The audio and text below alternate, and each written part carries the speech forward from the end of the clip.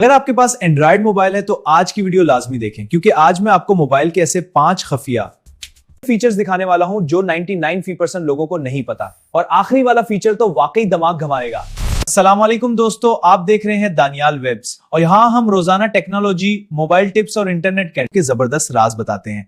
अगर आपको भी मोबाइल कैल के नए ट्रिक्स सीखने हैं तो भी चैनल को सब्सक्राइब करें और बेल आइकन दबा दें। पहला फीचर है स्प्लिट स्क्रीन। आप एक ही वक्त में 2 ऐप्स इस्तेमाल कर सकते हैं। मिसाल